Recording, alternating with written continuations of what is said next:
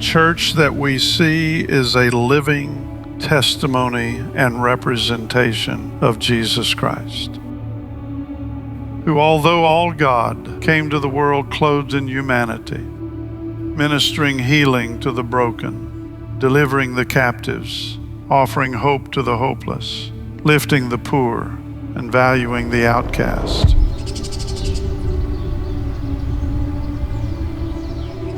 The church that we see is not tucked away, sheltered, and hidden from the rest of the world. It is a force, an ever-evolving, innovative, and dynamic organism, affecting the spiritual climate of her city, her nation, and her world.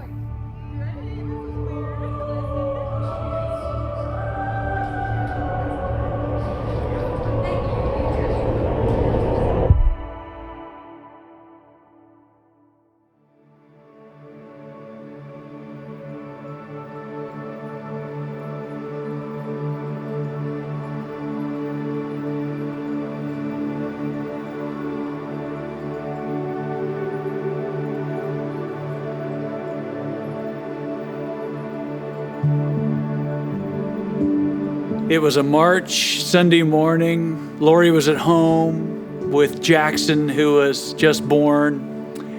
And during worship, and I don't know what song was being sung, but this thought came to me: it is Austin. I had been doing my devotional by myself that day, and we were in such a season of stirring.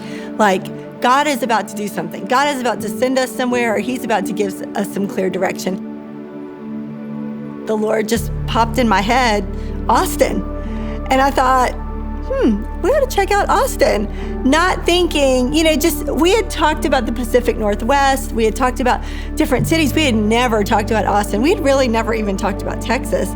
He calls me from the big cell phone, and he says, Lori, I feel like the Lord said it is Austin. And I've said over the years, maybe it was Boston. Maybe God said He's awesome. I knew I heard something that gave Austin life to me. For some reason, I just thought Austin, Texas. So when He said that to me, I knew it was more than just an idea that I had. I knew it was like, okay, maybe God is speaking. Maybe this is God at work. We really should check out Austin. The next day, Joe came in, and we stayed in a hotel, Red Roof. Red Roof. The roof was on fire. The Red Roof Inn. And us and the roaches were together on the Red Roof. No, there were no roaches. No roaches. No roaches. Mice. Right. So anyway, we just knelt by our bed the next morning, and we were like, God, we need some signs. We don't have much time. We have to get back home. And we prayed that God would use someone to say to us, we've been looking for a church like this. And so we didn't have any special meetings lined up or anything. We just walked into the Chamber of Commerce, and we met with this lady. She was the membership director, and we said, we want to join the Chamber of Commerce.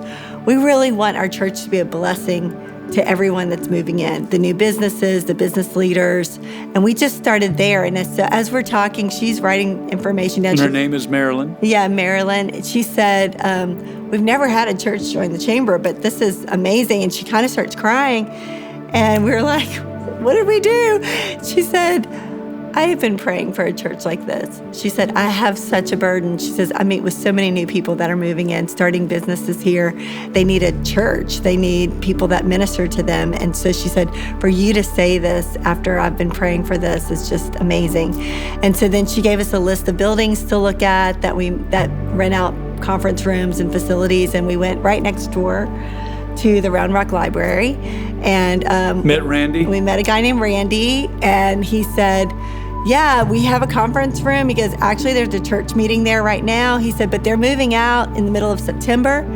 And we were like, perfect. So after our trip to Round Rock and riding around Austin and feeling the Round Rock area, we went back to Baton Rouge. We had a house for sale, and but we also needed a house in Round Rock, and we wanted to move, but we couldn't move because we had a house for sale. And during that time, just praying and the thought about Joshua and the story of Joshua and the priests putting their feet in the water in the river, how God did not move until they got their feet wet. And I felt like the Lord said, I'm not going to sell your house until you put the furniture on the truck. We put the furniture on the truck and started making our way to Round Rock with my mother behind us at every red light, driving one of our cars and pulling up next to the U-Haul saying, why are you doing this? Why are you leaving? This is stupid. Nobody plants churches, only priests, only real pastors. And all the way through from Baton Rouge, Louisiana to Lake Charles, through Houston, my mother says, it's not too late, Joey. It's not too late. You can turn around, come home. And we would arrive in Round Rock and literally move and pull up into the front door of this little house with our Hertz truck and our U-Haul behind. And we just started unpacking on August the 10th. Literally hours after arrival, here comes a man with a couple of dogs. Hi, my name is Albert Bolian, and my wife Daphne and I have been part of Celebration from day one.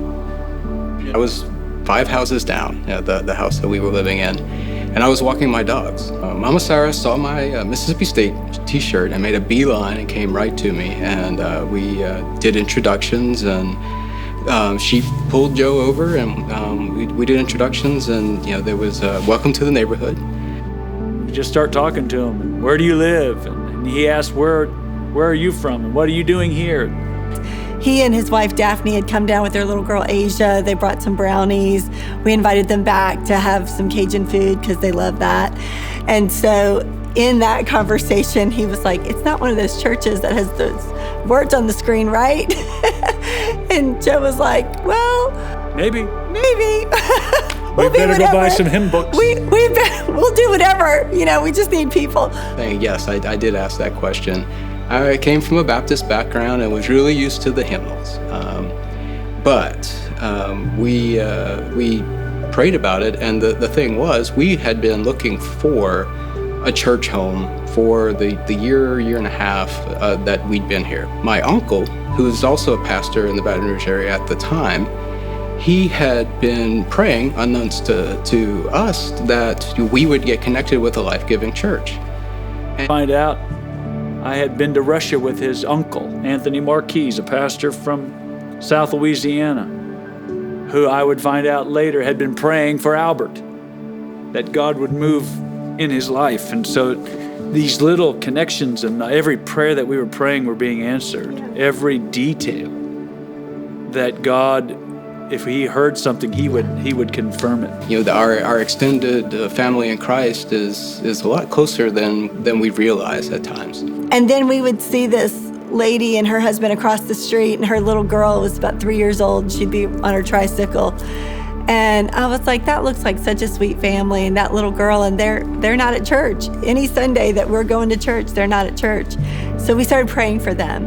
And one day we were just walking the neighborhood, handing out flyers about an event that we had at the church, and we introduced ourselves to them, and that was Sharon Reiswick. And Sharon said, what are y'all holy rollers? Okay, are you a holy roller, roll on the floor, scream at God kind of guy? And of course he went, only me and Scotty. And I'm like, I busted out laughing because I got the relation to the toilet paper. And that was an instant chemistry between us. And she had given up on church. I loved them. They were nice. They were friendly. But I was kind of like, oh, let's see about this. Only because of the religion part. But the more I got to know them, Lori had been asking me to go to church. They had been having backyard Bible study, and my daughter had been going over. We did what we called front yard Bible school. Yeah. You always hear about backyard Bible club. But we did in the front Bible yard club. because it looked so bad, and we were just so small that I wouldn't want anyone to go to the backyard. We had a big Halloween outreach. As soon as we started the church, we started October 1st, and we had a jump house and invited all the neighbors. So we would always do these events at that little bitty ugly house that we had. We were just putting people in every section of the house. I mean, I had like kids ministry up in my master bathroom. I did like a fishing for men thing with action figures in the bathtub. And we had 28 people in that house. And our living room was like 12 by 12 or something like that. So the adults were all in the living room, and the kids, we had more kids than adults, were all upstairs with me or in the backyard. And we had sprinkler systems going. It was a heat wave. It was Eagle's Nest, and little would we know that eagles could come out of that nest. But it became the nest of Celebration Church. Well, we decided to go to the library because it was, number one, very inexpensive and cheap and affordable for us. It was in downtown Round Rock. We thought that would be convenient for people. We had 2 little rooms with a divider, an accordion divider where you'd pull it open and pull it closed. And we figured 1 room for the kids and 1 room for the adults. And we packed in 300 chairs plus in that one side, expecting 320 people. And we had 54 people on that Sunday morning. Mark Aris drove with one of his daughters all night to come over and help me set up chairs. We had to get there early. I took my F-150, loaded up a keyboard. I think we had 2 little speakers. Lori had noticed that there was a guitar. I had an acoustic guitar that was, leaning up behind the lazy boy in the corner. And she says, "Oh, you play guitar?" I have a guitar. She's like, "You're on the worship team." Had 1 keyboard, didn't even have a drum set, and overhead projector in a library that was probably decorated for Halloween. I think we had ghosts hanging down and Caspers, and so we had to fight those spirits going on. But we had these little A-frame signs, and I'll never forget, it was turquoise in color. Celebration Church with very feminine font. You and I sang. We had a friend in town that sang with us. We had Albert on the guitar. And so then after I finished playing keyboard, I walked out with all the kids, and Joe was like, "Lori's gonna take your kids out to the next room."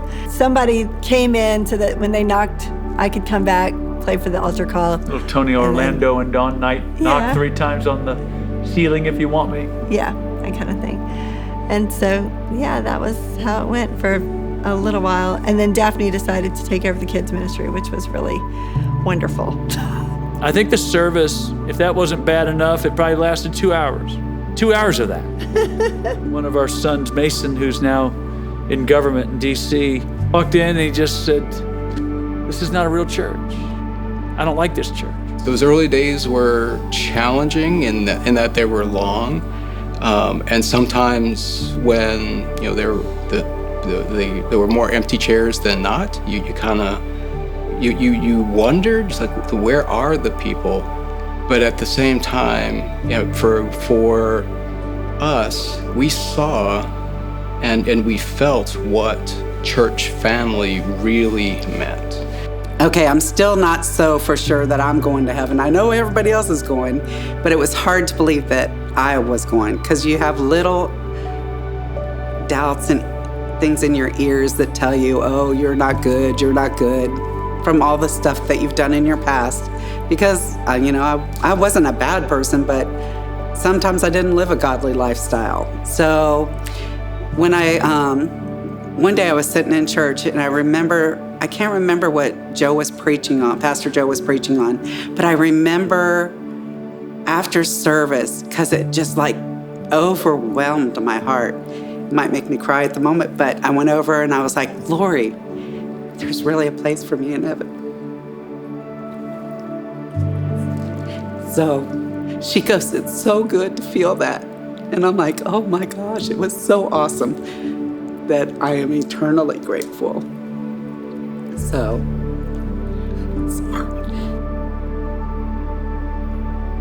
We just kept showing up, and we kept showing up, and other people kept showing up too.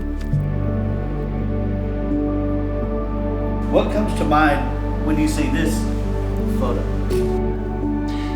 Well, this is when my mom was baptized. Little would she know that the place that she tried to get us to move away from ends up being the place where she would come to Christ in this area. And on the day that she died, I was with her. This was her baptism in bed. I baptized her in her room, in her bed, pouring warm water over her head. And she said, "Joseph, you're trying to drown me." My mother was quite the character. And then a couple of days later, I said, "Mom, you tired?" She goes, "Yep." "Are you ready to go?" She goes, "Yep." And then I said, "Okay, Lord, I give you my mother." And she passed. Literally left. And so guess who left first? I'm sure she probably said, "Gotcha." And that would be my mom.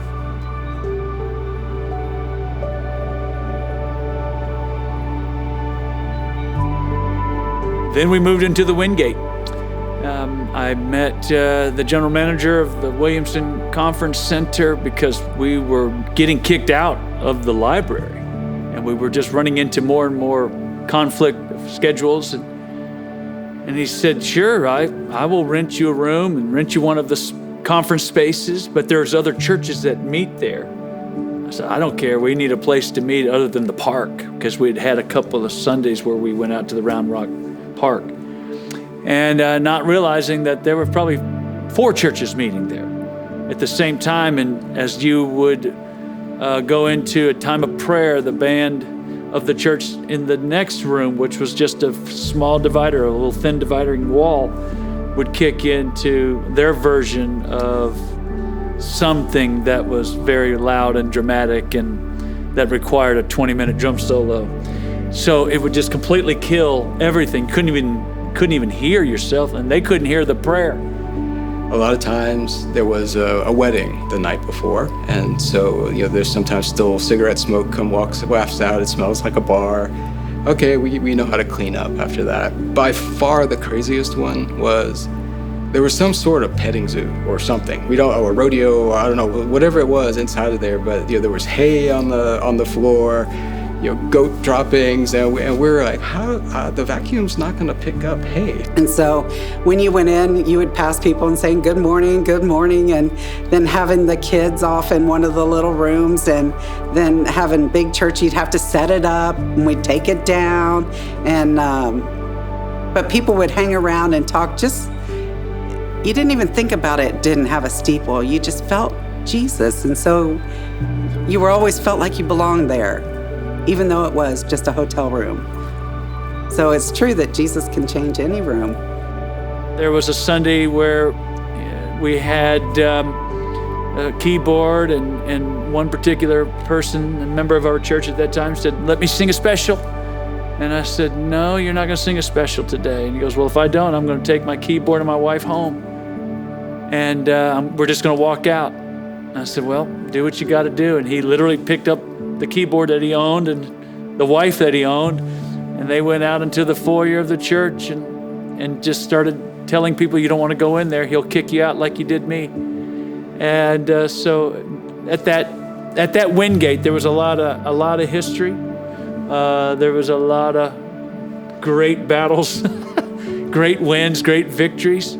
God really began to grow the church. And we weren't exponential by any means, but God began to send some really key people that would help us and support us to the next season.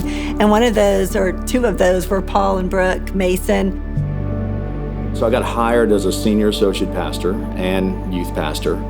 And I just remember some of the early days. And Pastor Lori said there's 54 people, and I'm sure she's right. And we were all in because in a church plant, you just do everything. And so we were all a part of the worship team. I don't know how good it was. We were doing our best. I was playing drums. Pastor Lori, yes, she plays the keyboard. I don't know if you know that or not. She sings very well. And Pastor Joe is the worship pastor. The Bible says, don't despise the day of small beginnings. And back then, with the youth ministry and all the ministries, when you only have 50 or so people in the church, you're caring for them well, you're serving them well, you're praying for them by name. I remember them praying for them in some of our early prayer meetings and fasting and prayer times. And I remember how Pastor Joe and Lori, the dynamic of what they were believing for and how God would grow it. as we were there and as we were growing together, then the Lord opened the door for us to move into the first building that we didn't have to move in and out of every week, which was Chisholm Trail. And it was like God sent us all these people that were skilled to put together a building. We had electricians and carpenters and plumbers, and then we had people that came in that were newly saved, but they were really successful, and they were funding the church. And so it was like God just started putting together some great people through that Wingate experience, even though it was the battle of the bands, the battle of the churches, and sometimes the battle of the members. And the battle of the bottles.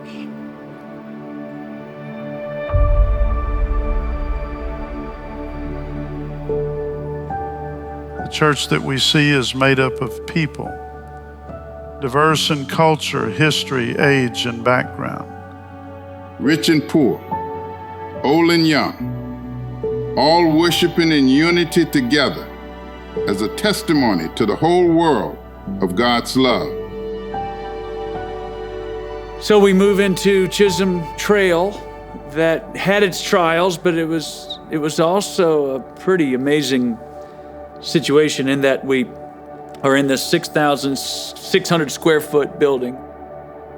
You walked into this sanctuary with a booth in the back, and we would say everybody flew first class because there was no back row seat. You couldn't hide. But all of a sudden, these people start showing up down this 2-lane road at the time that was filled with potholes. And how they started coming, we don't know. Why they came, we don't know. But God started bringing people. When you're born again, then God wants you to realize that you are to walk in the blessing of God. And it's like the Bible talks about the woman at the well. This one woman meets Jesus while he's sitting, you could say, arguably, in this very out of place location, a place that's not an easy place to find. Obviously, the disciples had to go find some food. And Jesus encounters this woman. Next thing you know, the whole city's coming. And that's what it felt like at Chisholm Trail, where we couldn't put out enough chairs, and we did not have enough room to put out any more chairs. There was this excitement in the room. I mean, we are both PKs. We've been to more church than most people have in their whole lives. And we had just never felt this sense of God is doing something incredible right here. We want to be a part of it. I was raised in a very small country church with banners all over the wall. So walking into a shopping center is actually kind of cosmopolitan. It was so small. At the same time, I put mirrors against one wall just to double the size. So it was really 120 by 80. And you could see yourself during worship. You know, you could watch yourself worship. You could check out yourself during the message. And I would watch myself preach. There was about 50 people our first time there. 50 people when we started going to celebration. And I remember Pastor Joe, after we were there maybe 2 years, I remember he's like, and he was prophetic. He goes, I can see there being 400 people real soon. And in no time, we outgrew that place. I remember seeing all the different people from different religious backgrounds.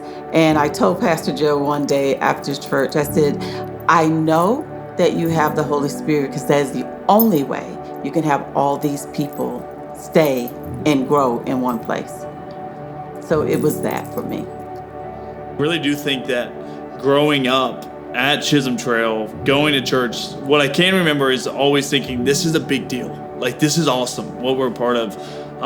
And then, of course, I don't remember much, but I do remember just being with the families that we knew that are still today, you know, with us. But, like, going back and remembering those times is pretty cool to think about, you know, where God's brought us. This is our life story, is Celebration, and the people that are a part of Celebration is what makes it special, and honestly has made our life special. Like, those are the people that have built us as we're a part of building the church.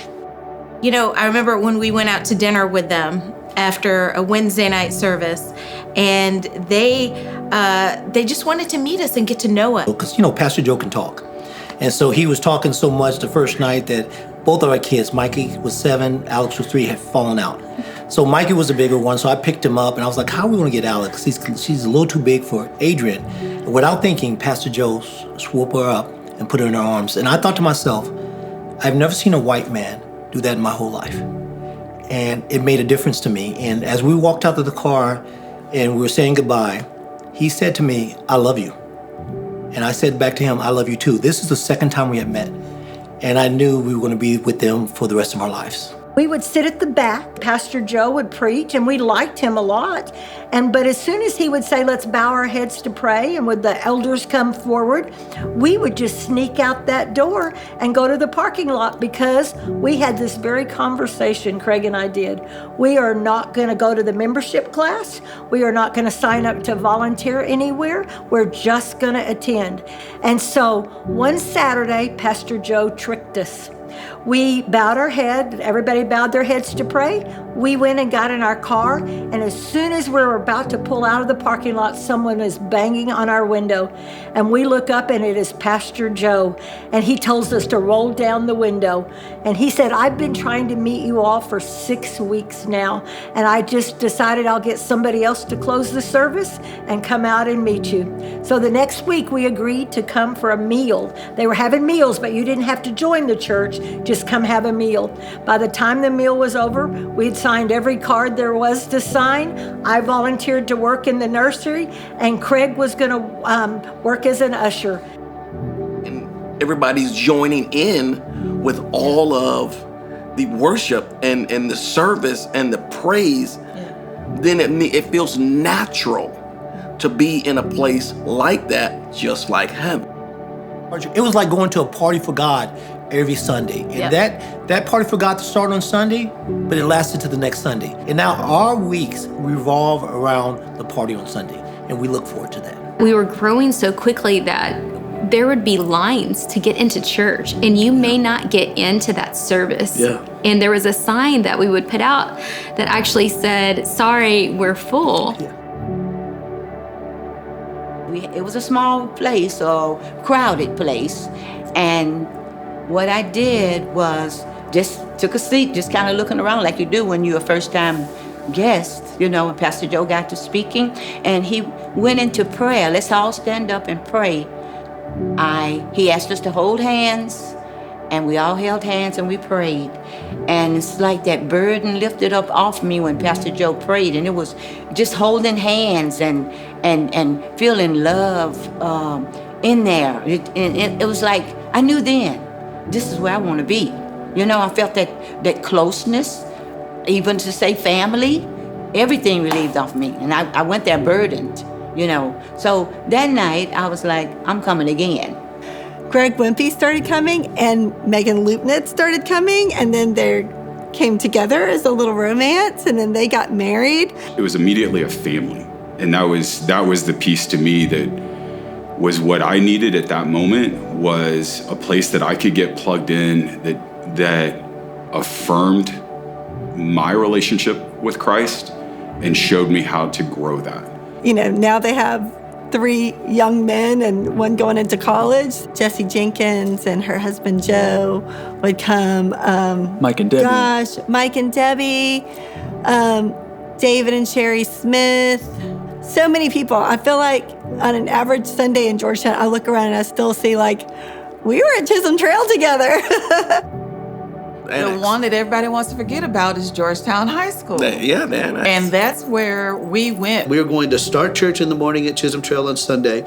And then when Pastor Joe's preaching, I was going to leave with the worship team out of the back, get into a van, drive to the 9th grade center in Georgetown, and we set up for service there. The bands would go back and forth and try to just time, which never worked well. While we're leading worship there, Pastor Joe's getting in the car and he's being driven over to the church, and we're waiting on him to arrive. When he gets there, we're going to get back in the van, head back to Chisholm Trail. It was crazy what we were doing, but we just did it, man. But there were some days where Pastor Joe would just show up late.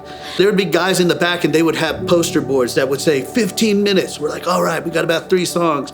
10 minutes, down to 5 minutes. Okay, Pastor Joe will be here in 2 minutes. All right, guys, let's wind it down. And as soon as we're getting close, all of a sudden it would be 15 15 minutes. It was like, no, we don't know that many songs. Because Pastor Joe, they had gotten pulled over on the way to the 9th grade center by the police, and he was all delayed. And so that was commonplace for us in that season, but we just did whatever it took to have church. Daniel and Celeste were a new couple in our church. They had just gotten married, and then they started coming to our church. Not very long after they were married, Celeste got pregnant. And then towards the end of her pregnancy, I just remember her walking in one day, and I didn't even recognize her really because she was so swollen with toxemia. I remember getting the news that it was not going to be a normal birth and that there were going to be multiple complications, that there were going to be surgeries, maybe, multiple surgeries and multiple conditions that were going to happen. We're all ready for this baby, and then there's complications, and she's going to have surgery, and there's one thing after another, one setback after another for this young couple. I was in the hospital for a couple of days, and then we had her, and some of the first people in the room to see us were Pastor Joe and Lori. And we didn't know exactly what was going to happen next. We knew she was going to have surgery. We knew that some of the things that they told us that she would likely have, she didn't have. And we also knew that that was because the church had been rallying around us and praying for us.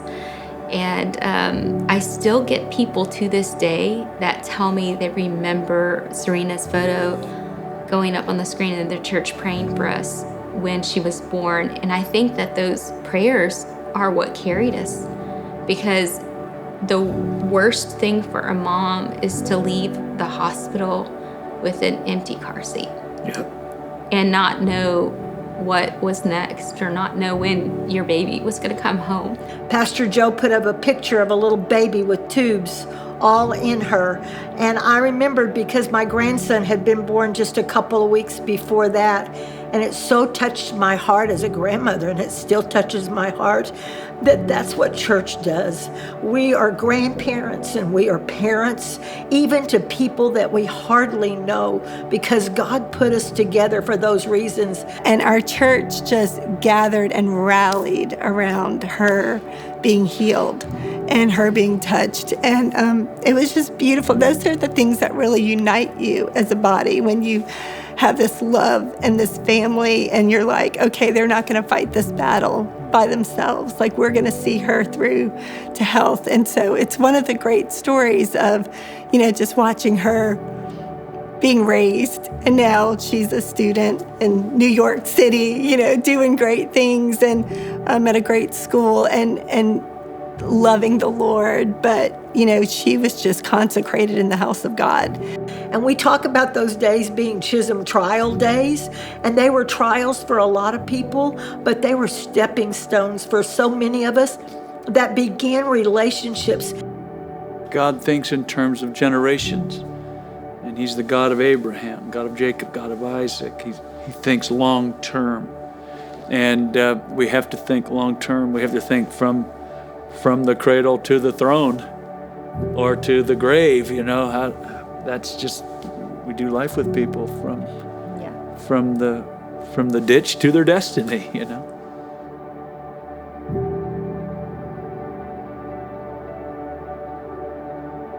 Moving to Austin, we had a thought that our church wouldn't just be in a neighborhood, but we wanted to be somewhere prominent, somewhere where people could see the church. And I figured the best location would be I-35. Just in case things really went bad, I could get on the interstate and go north or south. On a Sunday morning, I just, without any conversation with you, Lori, I just said, I'm believing the Lord for 100 acres on I-35. Lori, after the service, she said, what are you talking about? We don't even need an acre, much less 100 acres. There was a Ray and Maria Hill who were new to our church and just latched on to what I said. First time we walked into Celebration Church was at the hotel. It was just awesome because you could feel the presence of God in the house. Now, I didn't know it was the presence at the time, but there was a peace when you walked in there. Soon after that, they had invited everyone to a 4th of July party at one of the other guest houses. And that day changed our lives. So I just showed up, and he said, does anybody else want to be baptized? And I said, yeah, that's what I came for. So it was the 4th of July, 2002. Been smoking cigarettes for 25 years, tried to quit all different kinds of ways. Nothing ever took. When I came up out of that water, I was totally set free from epilepsy and cigarettes.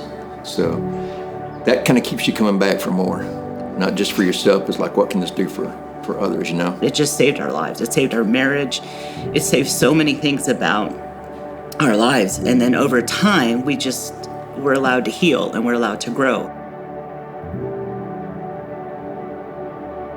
It was Celebration's 3rd anniversary. I literally saw, and I don't want to call it necessarily a vision, but it was this picture. And it was this picture of a church on a hill. And I knew it was Celebration Church. As they left church that day, they were saying, we're going to believe the Lord for that property with Pastor Joe. They're driving up and down I-35, and one day they just felt like they both saw on the top of Westinghouse and I-35 on the hill a church. I pulled a map, I went downtown, I figured out who owned it, how big a property it was, and everything. And he said, it looks like it's owned by a family. You know, if they ever wanted to sell it, they'd have to sell it in unison. They just came to me and they said, do you mind if we go knock on the door of this house? We've been trying to figure out who owns the property. And I said, go. Let me know how it turns out. And then Thursday morning, about 11 o'clock, they called me and they said, are you sitting down? And they would knock on the door, and a man by the name of David Smith answered. And we're from Ray and Maria Hill from Celebration Church. And the first words Ray and Maria would say is that we're believing God for 100 acres and we're supposed to build a church on top of this hill. And David Smith would say, who told you? We found out as we knocked on the door, the family's been waiting on a church. They had settled on Tuesday, the Tuesday before. So 2 days earlier, they had settled on selling the land. And would we find out that day that there was a prayer meeting in this house just on Tuesday, asking God, what do we do with this 110 acres that we have to sell? The next day, Lori and I would go meet with the family, the brother and the sister, the owners of the property, and hear the story that in 1942, Mr. Barton bought this property, their father, and said that one day God is going to reach the nations and the nations will come to this hill. And that also there would be a university, a school that would train the next generation of leaders. And we've been waiting since 1942 on the fulfillment of this that our father has carried, and he died 14 years ago. And he told us on his deathbed, do not sell this property except for God's kingdom. And they'd had many opportunities. La Frontera developers, other developers had come to them and approached them, but they said, no, this is for God. And they sold us the 110 acres for $22,000 an acre. We want that spirit of people who want to do something to change the world. Everybody was really anxious to give and to be involved. One of the first couples that was in that service were Mike and Joanna Jadlow. And at that little bitty office, that 800 square foot office that we had, they showed up and they wrote a check. Everything that we were focused on at that time was saving, getting out of debt, selling everything that we could, saving up for our emergency fund, which we never had, and then because we knew that was going to be the best for our family long term. And so parallel that with what Pastor Joe and Lori were saying, we knew for the long term that's what was going to be best for our family. You know, growth. We needed to be excellent in all things, and that meant dedicating resources. That meant sacrificing. That means really kind of walking alongside them with that vision. And so it was really kind of a great story for our family. I was not sure that's what God was asking us to do. You know, Mike's like, I think we should buy an acre, which at that time was like, I think $25,000 or something like that. And I was like, I don't really know if that's what God is saying. And so I would pray and I would go, Mike, I think God is saying $5,000, you know, and he would go, and he'd look at me and I'd go, I'll pray some more. And then finally, like, I was like, what am I doing? God is calling us to buy this acre. And I just went to him. I was going to tear me up. And I was like, you're right. Like, God is calling us to buy this acre. And I can still picture us at the kitchen island. We were in there. With our checkbook, writing it out, Celebration Man, we wrote Church. out the check I never thought we would have. Emptied out our emergency fund, went to the little church office. When the church office was behind HEB, and we just kind of said, and walked in. Yeah, we didn't say, we just like, here's our offering for the acre and left, and then super exciting. And I will say this in terms of how good God has been to us, in that took us a while to obviously to save up that kind of money. For sure. And we don't treat it lightly. But through what we learned through that season of sacrifice and practice, that set us up, and praise God, we were able to replace that emergency fund faster than what we ever imagined. And we've been fortunate in that really we bought acreage for each of the kids through the ensuing capital campaigns and everything like that. So I think we always knew, like as soon as when we were on that hill, we would just think, we would say, we want our kids to bring their friends here. Like we would say that over and over. Like, and the church was so full at that point, you couldn't hardly bring anybody when we were on Chisholm Trail. It's like, this is the place where we want our kids to bring their friends.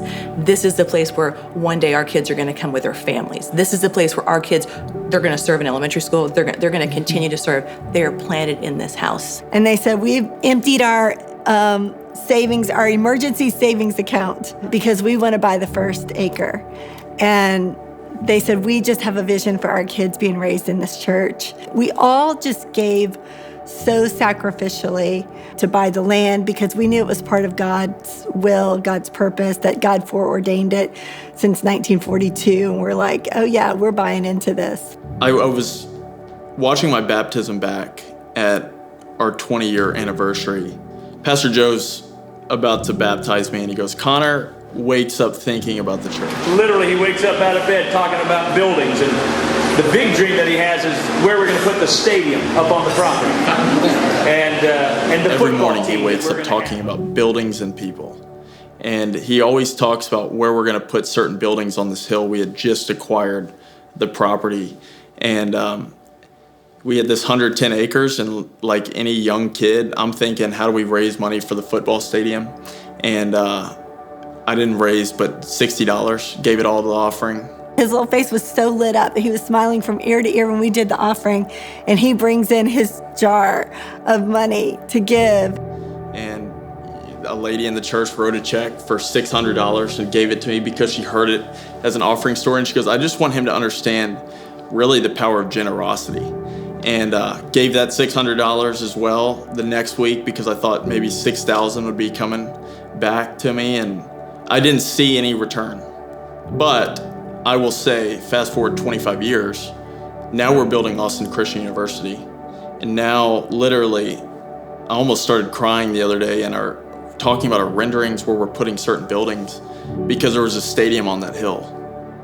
And I think for me, getting to see how God has worked in my life and really from the beginning marked moments like that property and really the purpose that I would eventually play a part of this Celebration family, now building the school, building stadiums, building buildings, leading people, like all of it has been tied back together.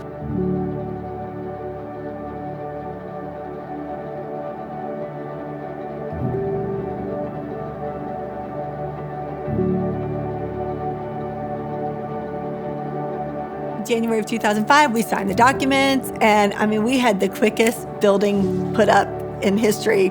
We started building immediately, and then in September, and so then we're leading into October the 1st, which we were supposed to have been in the building for a few weeks ahead of time, but here we are. And so everything is moved out of Chisholm Trail. The whole church gathers together. I mean, we are moving stuff. We're hauling stuff in trucks, trailers, whatever we can find. And the building supervisor calls me, and he's like, are you on the property? And I said, yes, I'm moving into my office. And he said, I need you to come meet with these people. I know they're giving us our certificate of occupation.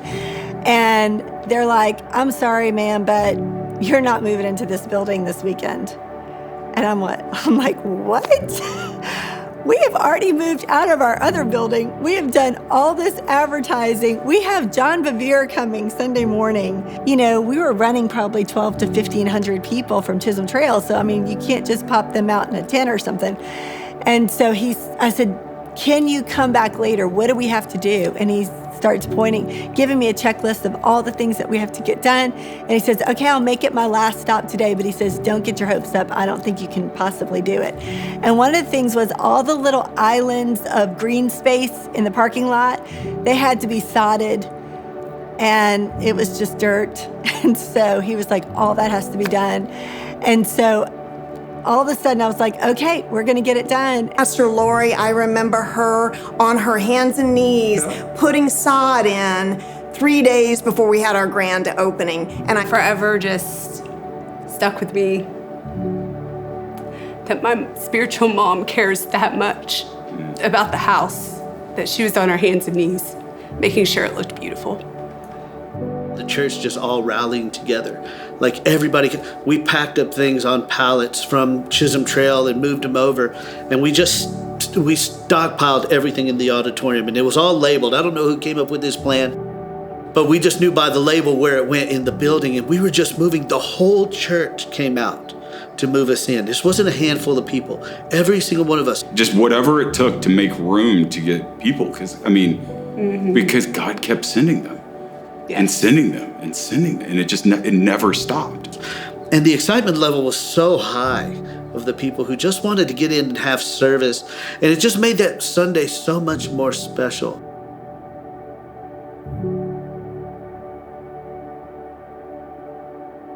Well, we started our first Sunday, October the 1st, the first building, 36,000 square feet, officially a Saturday night. My pastor, Mel Davis, came in to dedicate the building along with 3,000 people. And they just kept coming and coming and coming. And there's always this, we have run into this challenge. It's never big enough. It's always a little bit smaller than it should have been. Right. And it was just an exciting day. And our very first service on the hill, the energy was palpable. It was infectious. Worship was amazing. Of course, PJ gave a great word. But I'll never forget the first thing I said to him. We were out in the lobby, and I said, we built this too small. It literally was too small on the very first day because more people started to come. I think when we built it, we thought that the room was going to be bigger, and it was. It was nowhere near as tight. But I said, we're going to need more space. It was incredible. Us coming to Celebration was a faith walk, actually. We had been someplace prior, and God called us to Celebration. And we, at that time, did not know why. Obviously, 20 years later, we've seen the changes in our family, the changes in our children, just our growth as a couple, spiritually and as a family. And so when we first came to Celebration, there's a little bit of hesitancy because we didn't start off at all the different locations. So we didn't have people that we came in with, but everybody was so welcoming. It was packed to the brim. It was so exciting to be there. And I just remember our oldest was 6 months old. And I remember taking him to the nursery that first day, not knowing anyone at church, not having those relationships, and meeting Angela Olige, who is now one of our best friends.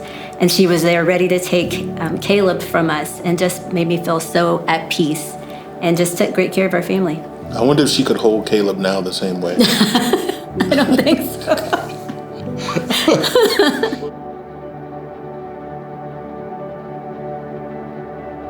The first Sunday that we moved up on the hill, the church doubled again. And I remember during worship, Pastor Joe just hit his face on the front row. And he was saying, God, we just need a whole lot of wisdom on how to care for all these people, because obviously you're doing something fantastic. But we want to keep the relational feel, the family feel, although there's thousands of people who are coming to this church. And we were the youth pastors at that point, and we were in a room, and it was an amazing room. It was a miracle room, an amazing place where teenagers just began to start gathering. And we ran out of space. I mean, we ran out of chair space. Teenagers were just sitting on the floor. They were sitting on the stage. And we're like, okay, we're completely out of room. And so we knocked out walls, and then we were completely out of room. And there was just teenagers everywhere, and there was hungry hearts for Jesus. One particular Wednesday night, I gave an altar call, and teenagers just came forward, and they were throwing their drugs on the stage, and they were throwing their needles on the stage. I was preaching around some of the things that God was freeing them from while they were chunking stuff on the stage, while God was transforming hearts, throwing cigarettes on the stage. One guy threw a skateboard on the stage, and I said, "There's nothing wrong with that." And he goes, "Well," he said, "yeah, but it's keeping me from God." I'm like, "Okay, well then throw your skateboard on the stage." It was just a wild encounter with God, and they were bringing friends, and the Lord just began to start growing it, and it took off. And just amazing memories about probably some of my more formidable memories of what I think about in all the places that I've youth pastored is probably at Celebration Church, where God was doing something very strong and tangible with the next generation. And just to see where it was and how the Lord has grown it since then, I'm very grateful to God, and I rejoice greatly over what God's doing. We know that God loves teenagers. And teenagers have always been, since the beginning of the church, a vital part of the church. And we've seen that in our church. All the way from Paul and the beginning of the student ministry to now, to the next 25 years, we know that this is a vital part of the church. So WAVE is the vision of our church, that every middle school, high school, college student, that they would be an unstoppable force caused by something greater than themselves.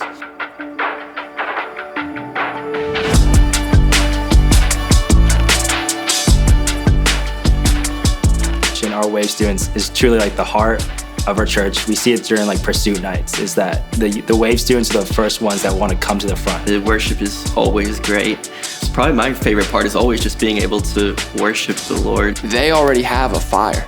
They're already there, and they know the name of Jesus, and they're just looking for some help. They're looking for a local church that says, hey, here's a baton, run with it. I love serving at middle school. They're fun. They're like sponges. They absorb everything. And they're the first ones that want to like be in the presence of God. To watch the middle schoolers fall in love with the church is so exciting. You never know what's gonna happen at a WAVE night.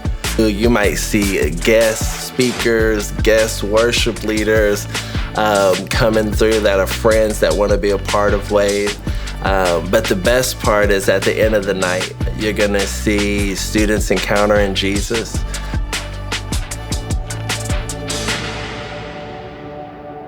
It is the greatest joy of my life being able to pastor WAVE students, and specifically knowing what impact it made on my life growing up in the ministry, growing up on Wednesday nights. And so, my heart with WAVE students is that I could be the youth pastor that I needed, and that's what I try to do every single day.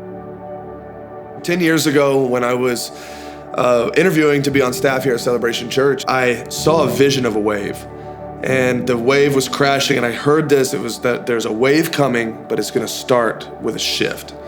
And over the last 10 years, that's what we've seen. We've seen a shift in culture. We've seen a shift in everything, honestly, life as we know it. But we've also seen the wave. We've seen thousands upon thousands of students hungry for God, getting their lives transformed by Jesus. And it's not just staying with them, it's going into their schools and their families. We're seeing whole families come to know Jesus because of the impact of a middle schooler or high schooler. I think this generation as a whole, there's a discipleship gap.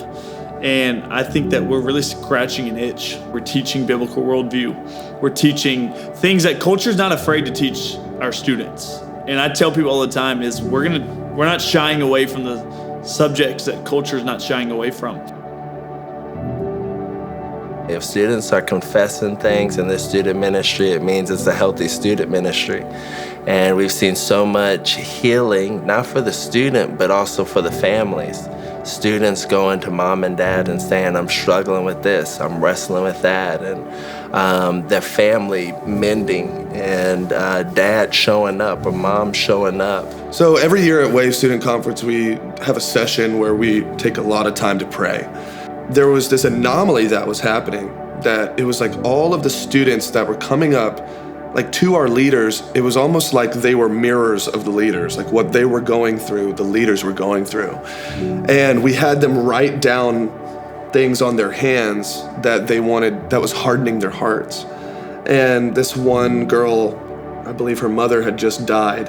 And so she just wrote down my mom on her hand. And she walked up to one of our leaders who had gone through something like that recently. And I just remember hearing the story of her when they wiped that name of her mom off of her hand. There was just a healing that happened in her heart. And she broke down crying, and it was almost like she had this pent-up tension of grief that she didn't know what to do with as an 18-year-old. And it was like God met her in that moment and healed something inside of her.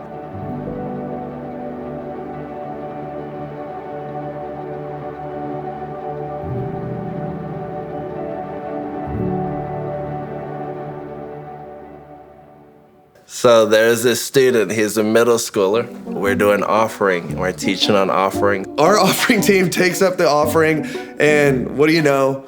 There's a chicken nugget in the offering bucket. One chicken nugget in the bucket. And so we was like, who put a chicken nugget in the bucket? We find out who the student is, and we say, hey man, why'd you put a chicken nugget in the bucket? And he was like, you told me and you taught me about tithes and the 10%, and so I had a 10-piece. And this is all I had. I had a 10-piece, and I put one of my nuggets in the bucket. We were so proud of him. We were so proud of him because he was genuinely serious about it. That all we could do is just give him a hug and say, hey, I'm so proud of you. Next time, probably not a chicken nugget, but we're so proud of you for giving your 10%. Here's the thing that you need to know is Tanner ate that chicken nugget that was in that bucket. That sounds right. Hey, it's biblical. You know, like in the Old Testament, some of the offering, you could eat it if you were the... Okay.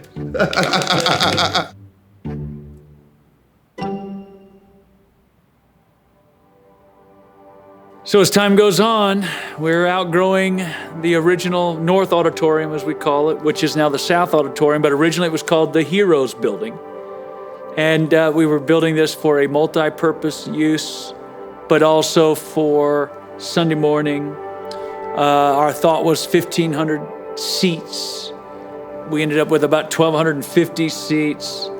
And then now we're back to 3 services in 1,250 seats. And with every movement within a church, it could be spiritual, it could be physical. There are new people that come. People that would have never come to the library now are coming to the Hill. People that never would have come to Chisholm Trail. For whatever reason, it just creates a new interest level. And I think it also meets people's needs of where they are. We moved into that Heroes building, I think in 2007 or 2008. And that was the time when there was a lot of production in the messages, sermon series. It was kind of like church-wide across the nation. It was like this. So Joe has driven in on a Segway. He's driven in on a ATV. We've had tents set up. We've had our first Radiant conference was there, and that was huge. Joe did a series on shame, and he did a message on shame and then a spontaneous baptism. And we had that morning about 400 people get baptized, and it was incredible because they had people that went into the baptism pools outside. We had them set up on the basketball courts and fully dressed. People were in their clothes. Not looking for shorts, not looking for shirts. Our daughter, Aaliyah, got baptized that day. She was so excited. I feel like she baptized herself. I didn't really have to do much for her, but it was just an exciting day because she was not the only one. There were hundreds of people taking a step of faith that day. In the middle of the service, I just decided to do it because I felt like God was talking to me, so I felt like I had to do it. You know, I've been apart from God, and now I feel like I'm reunited with Him, and it feels great. It's a new beginning to my life and for my son. How are you feeling now? Great.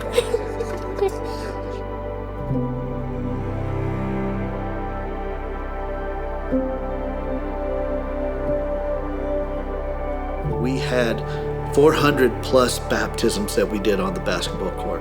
I'd never seen anything like that before. Spontaneous. So to see spontaneous, people just weeping coming into the pool of baptism. And I still love when we see pictures of that day. It was a momentous day for us.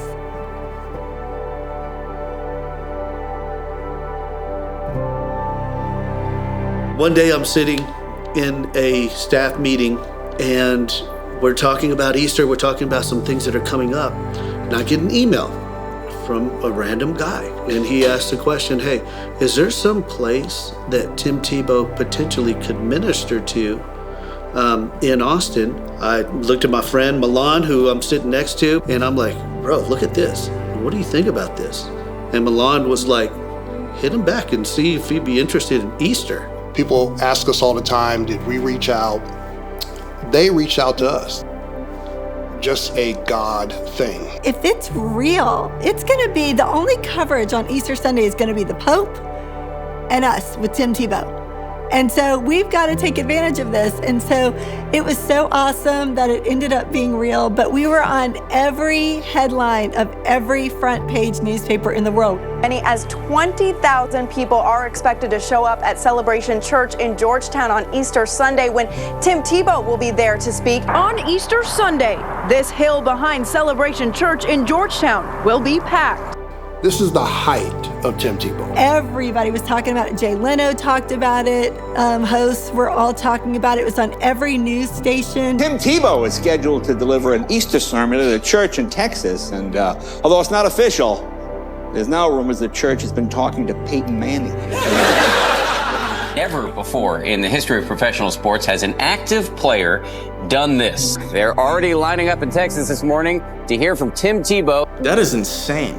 Like, we were the front page of every news article in the country for like a week, seeing my parents on Fox News or any other news site, seeing people like Stephen Colbert talking about this church in Georgetown, Texas, that's having Tim Tebow. Like, that's pretty crazy. Why Tebow on Easter? Well, that's obvious. Obviously, it's our Super Bowl. Easter is the resurrection of Christ in which we celebrate in our faith. Yes, Easter is the Super Bowl of Christianity. When we celebrate the triumph of the ultimate come-from-behind player, Jesus Christ. All Judea had counted him out, but he emerged 3 days later. We had to park like 9 miles out or something like that. So we had 17 school buses in rotation. I mean, our church became like Disney tours. I mean, Tim Tebow was my hero. I put John 3:16 on my eye black as a middle school football player, wore number 15. I was like, man, this is really cool. And I think that was a moment where it was the first time I thought about this, but it was the first time I was like, wow, our church is big. Like, our church is big. Families were worshiping together. I mean, it was literally a picture of what we wanted our church to be a part of.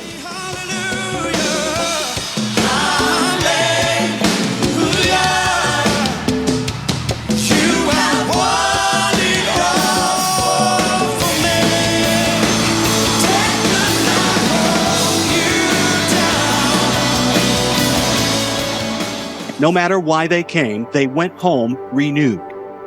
Jesus today says you can make a choice. I want you to stand and I want you to begin to make your way towards these jumbo screens. There's many more. Hundreds are coming. Hundreds are coming. As soon as you call upon the name of the Lord, quickly God begins to do an amazing work in your life. Today's the day. Today's the day.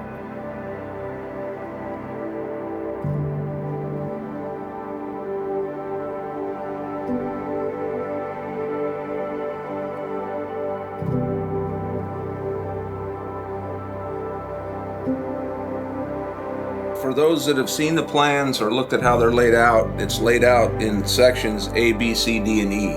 And that's how small architects drew it up, and that's how we're going to construct the building.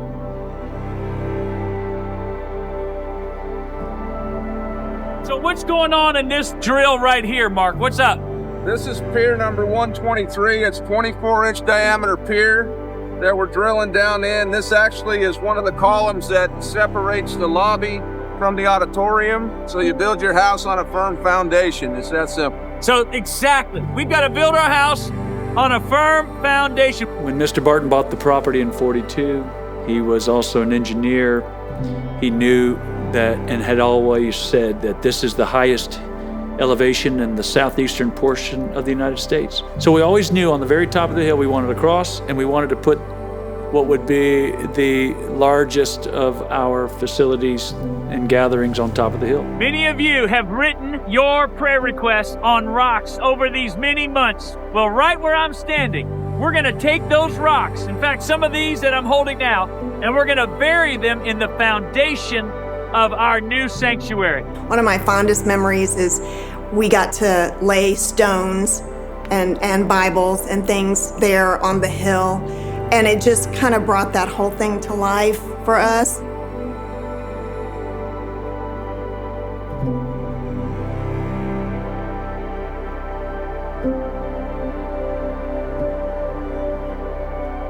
And then when we walked in that auditorium for the first time, and we thought, that's so large. It's so large. And then we looked at each other and said, but it's gonna be full really quick. It was a new building, a new experience for everybody.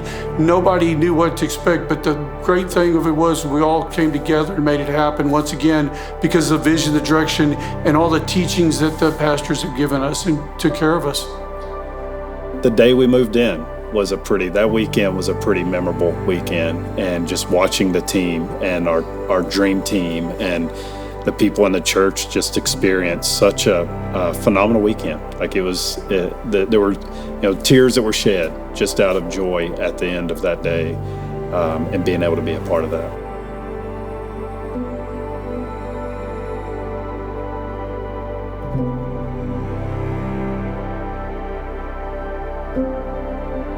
And that very first day, it was the most incredible worship service. It really felt like everybody got the sense that they did belong and that this was their home. It was, again, electric, but it was another level. Some of it's different, but some of it is the exact same thing. We worship the same God. We love the people the same way. We're going to treat people well. We're going to move with a high hand. We're going to honor the values that God has given us. And we're going to do everything to love the people when they walk in.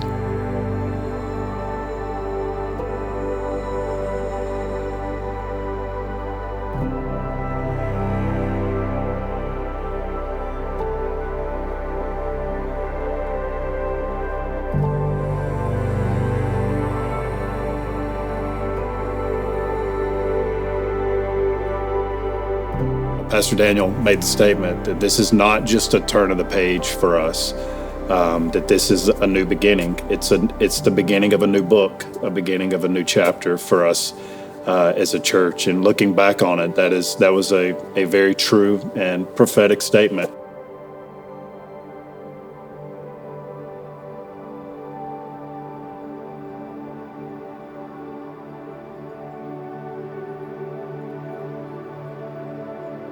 We were so excited to have our first expression in Austin because the word it is Austin. So we're like, we're finally going to be in real Austin proper.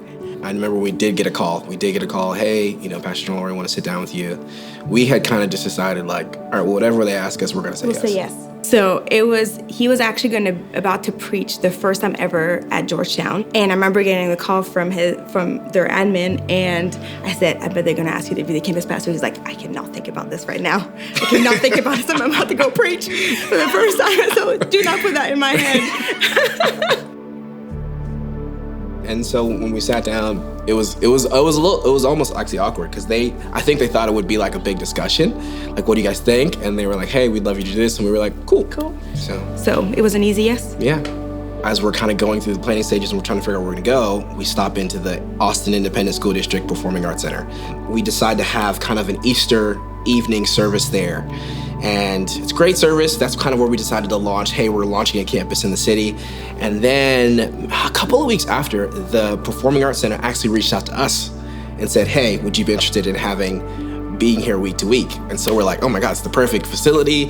It's got, 2 auditoriums, parking garage. It's in a great neighborhood, the Mule neighborhood. Yeah, of course we would. He didn't yet know how quickly the word would get spread through the community. One of the local magazines came and interviewed Reese, and he began to talk about the church and what we believed. He writes a story that the AISD is selling out to an anti-LGBTQ church to help with the budget deficit.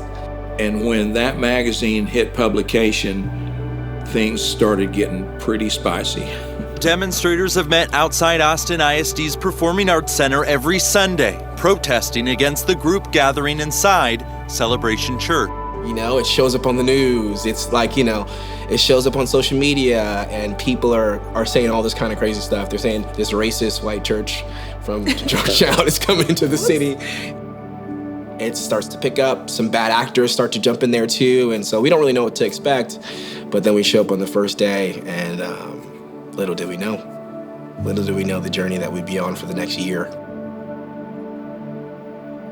There were probably at least 100 protesters, and they were protesting different things. They were protesting our stance on marriage. They were protesting our stance on being an all-white church, that we were racist, that we were bigots. As they thought we were racist, they were asking the question, who are all these black people that are going into the church? And we had the opportunity to say, well, they're part of our church. In fact, our campus pastor is black. And they looked at each other and they said, what are we doing here? They're not racist. And they left. Trying to get to church on those Sundays, those 51 Sundays being protested, and we had our first son with our kid, and because we were also in different locations, certain locations you could see them more. There's definitely a sense of, am I safe? But also, are people gonna come? Like, people gonna show up? I wouldn't blame them if they didn't, in the sense, and it's also a sense of like, why is this happening every single Sunday? Some of them are, more faithful than even churchgoers. Like, they did not miss a Sunday. They had started tacos. Counting them in the attendance. It's just, as a wife, I think seeing him go through that and the stress of that, and every Sunday having to, you have to preach, you have to, have a good Sunday experience, but outside the noise is loud. Just imagine maybe some of the things that you've seen on TV with like megaphones, blaring music. They're shouting obscenities at little children. Yeah. They're pouring, there was one Sunday they poured blood all over themselves in front of people as they're walking into church. It's weird, like you kind of have to walk through hell to get into church.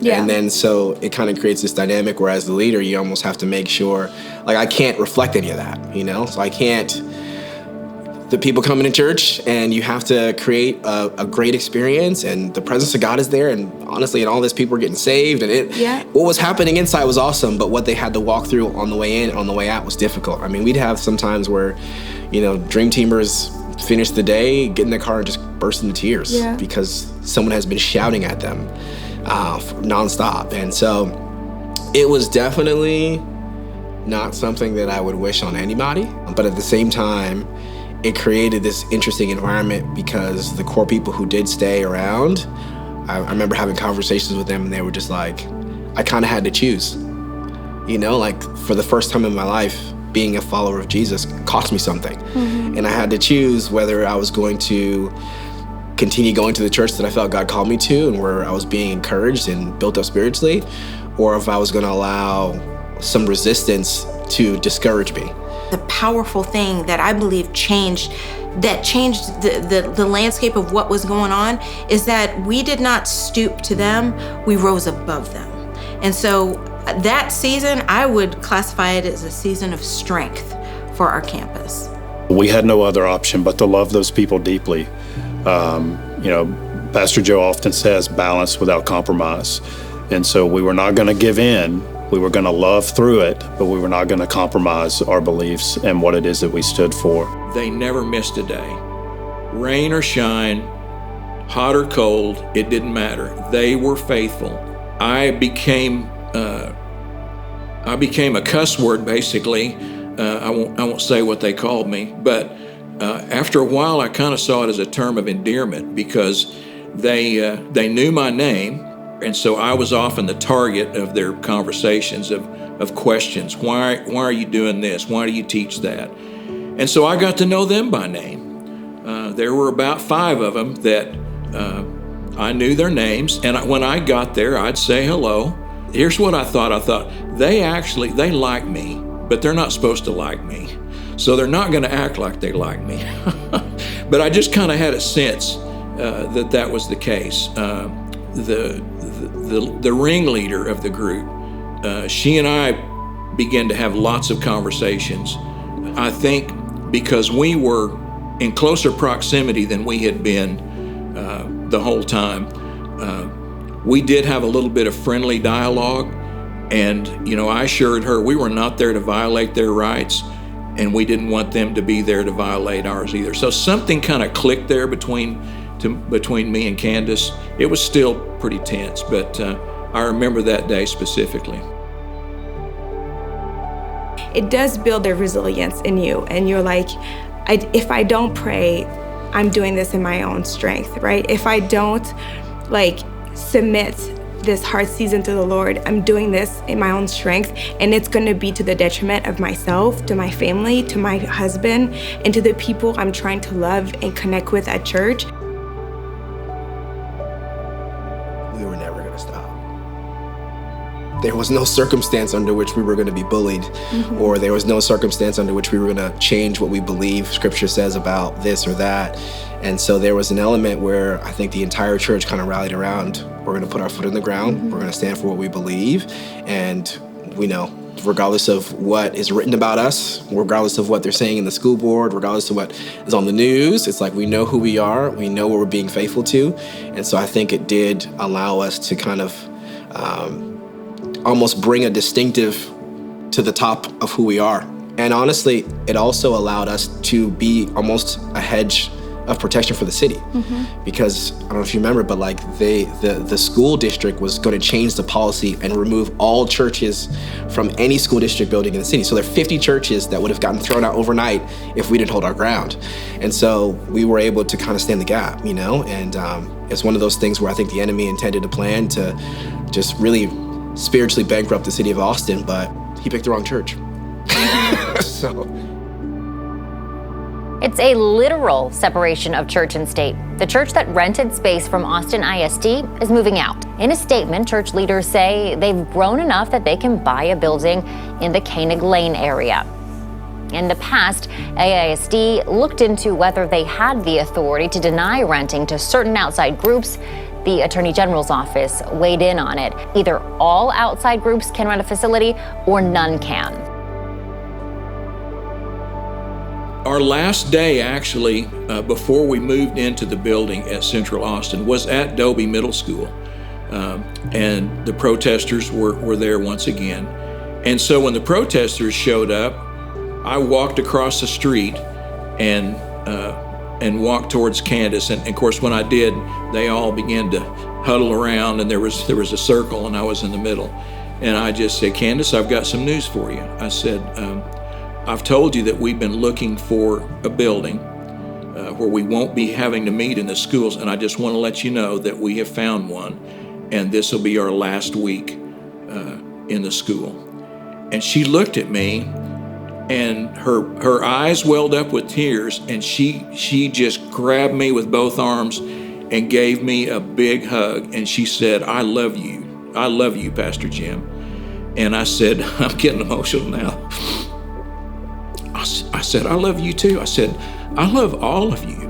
I hope that someday, if we see each other on the sidewalk, we can greet each other as friends. And it was like a moment that we'd all been through a battle. And I thought, you know what? I said to myself, mission accomplished.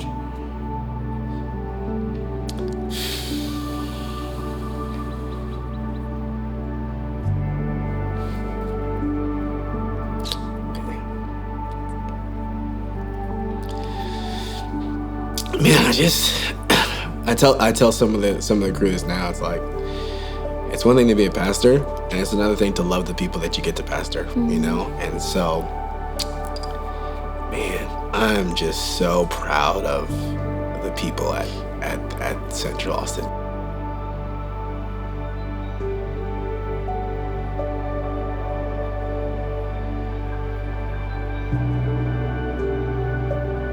We were able to really connect with the people at Central Austin, and we've made just a family there, just of like-minded people that just want to serve God and better their lives. We love people and we love different kinds of people, and I feel like being at Central is just such a diverse experience. It kind of just resonated with who we are as a family. We keep that small, intimate feel at Central Austin, and man, there's so many things, the people, the atmosphere, the teaching, everything I love about the Central Austin campus. There's just a life and an energy that comes from people that are in that part of the city. You go to Central Austin, you feel like you're a part of the family. And you look around and you see all races and ages and socioeconomic levels, and you see everybody. And I really do think it's a beautiful example of what it means to have a church that looks like heaven and what it means to be in the kingdom of God. The location and the people of Leander Liberty Hill are incredible. You know when God's hand is on something. You know when his blessing is on something. You can see it, you can sense it. But we are just growing every single week. We have over 50% of our congregation in small groups. And so people are getting connected, people are wanting to be in community with each other. We're a portable church, and so everything's scrappy. Everything takes people's blood, sweat, and tears literally every week. Life and energy and heart has been put into building the local church for others to be able to come and experience it. And so you feel that when you walk onto the campus. It permeates everything that is happening at our location. The property we have is in a great placement, right on a major thoroughfare, 183A, 2243. It's prime real estate, but it's not just prime real estate. It is a prime community that's growing. Leander is blowing up, and Liberty Hill is blowing up. Everything is busting at the seams with people coming. So that property is in a prime spot for a reason. And I think it's to just constantly remind people of the hope that they have in Christ. And I believe it's going to be a place that they won't ever forget as they're driving up and down the road. They're going to see it over and over and be reminded of God's faithfulness. Our location is right at the Hill Country Galleria in Lake Travis, which is really, if you know anything about the area, it's kind of where everything comes together. So Highway 620, Highway 71, 2244, they all kind of come out of the Hill Country Galleria. So it's really kind of the center of the area. And with our dream team that was there even far before Alex and I were there, just the heart and passion they have for the Lake Travis community, for the fact that God created an open door for us to be in the middle, in the heart, kind of where everything happens, has been such a blessing. And we just can't wait to see how, just from that place, how the gospel goes out on all those roads, down 71, up 620, down 2244, as people's lives are being transformed.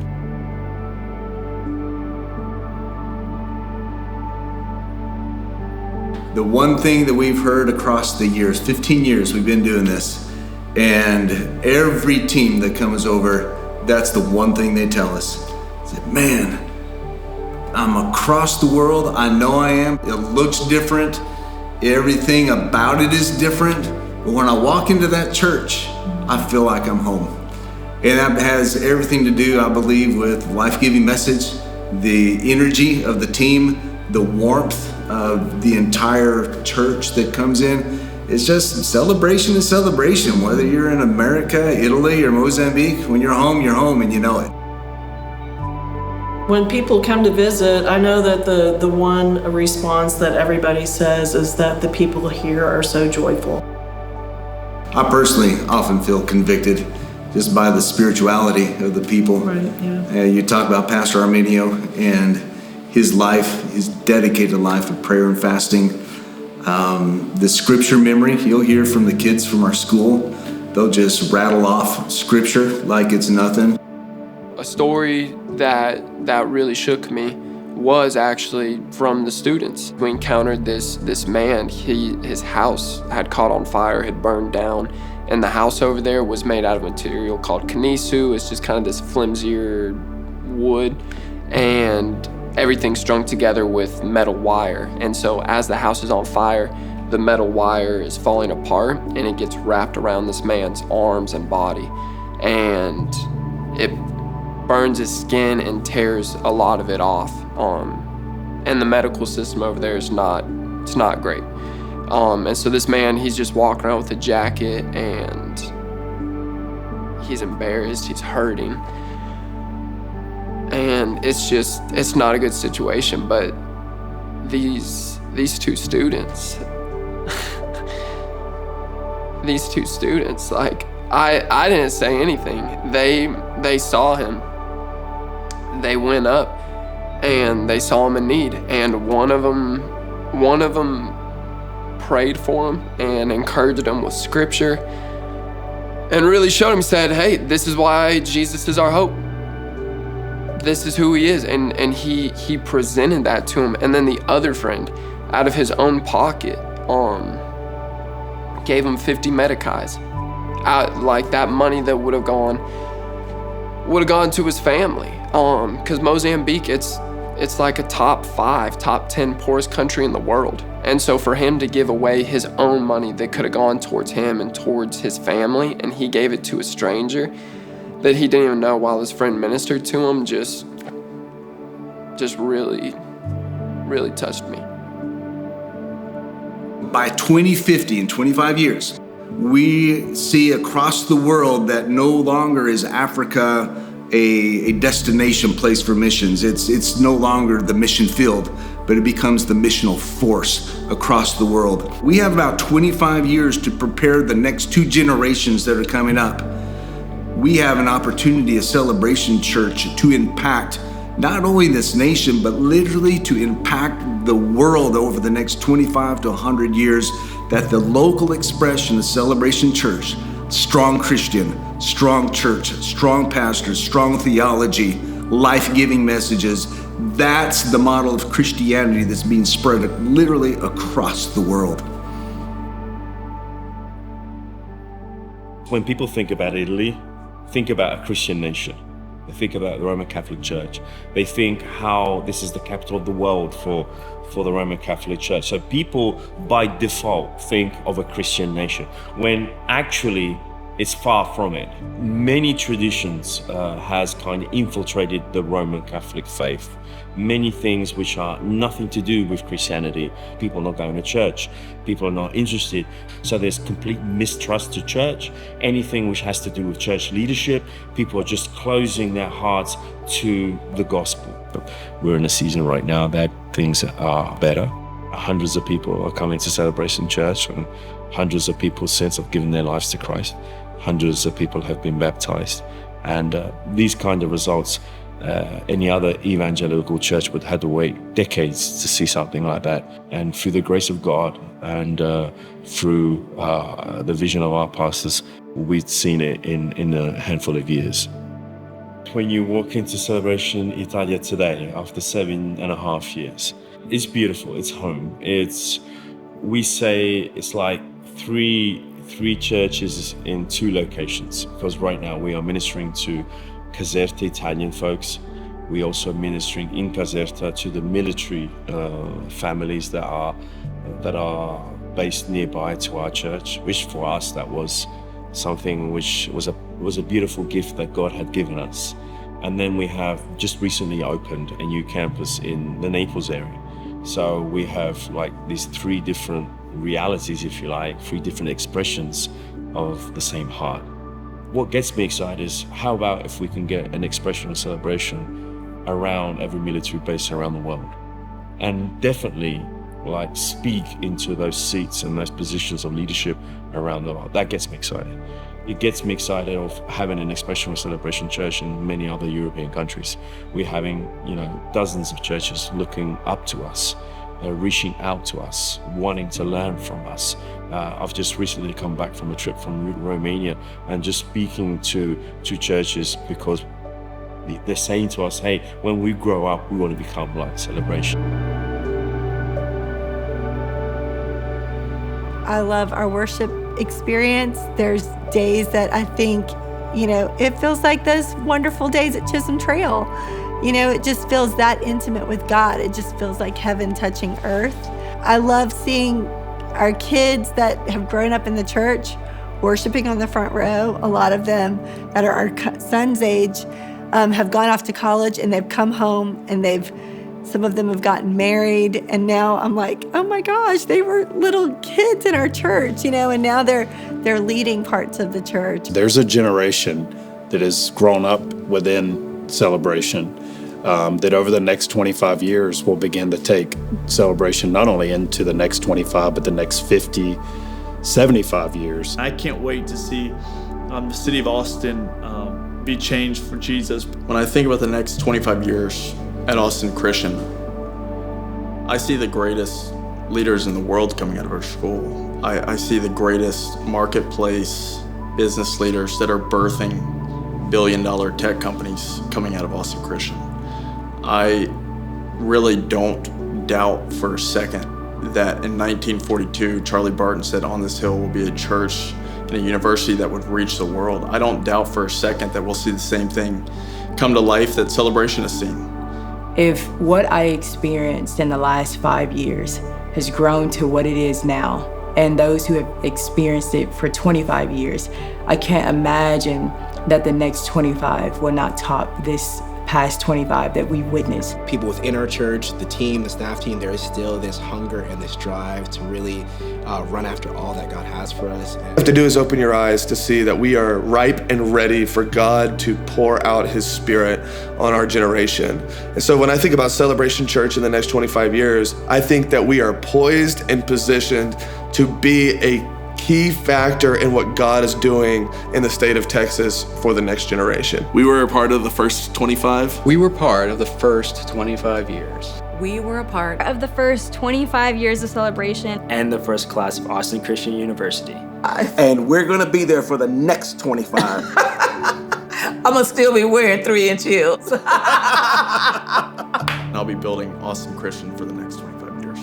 And I'm excited to watch the next generation take the lead in the next 25. We will continue to pour our lives into the next 25.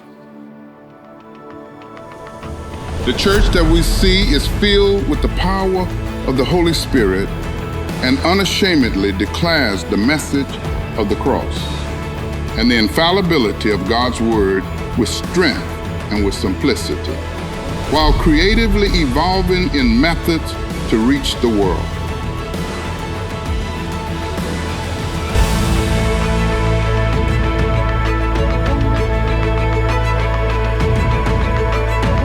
This is our legacy.